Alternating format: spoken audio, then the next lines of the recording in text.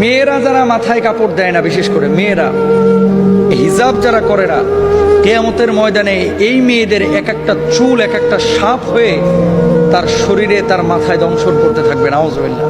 বড় কঠিন বিষয় ভাই। নামাজ পড়া ফরজ, রোজা করা ফরজ, হজ করা ফরজ, যাকাত দেওয়া যেমন ফরজ, পর্দা করা ছেলেদের এবং মেয়েদের তেমনই ফরজ।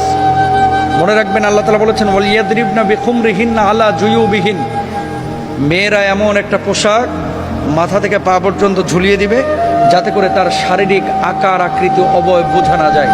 আজকে সামান্য একটু ফ্যাশন করার জন্য, নিজেকে জাহের করার জন্য, প্রেজেন্ট করার জন্য, মানুষের সামনে আমার সিল্কি চুলগুলোকে প্রকাশ করার জন্য আজকে আপনি যে পর্দার খেলাফ কাজটা করতেছেন, এই সিল্কি চুলগুলোই কিয়ামতের ময়দানে এক একটা ওই রাসেল ভাইপারের মতো আক্রমণাত্মক হয়ে যাবে।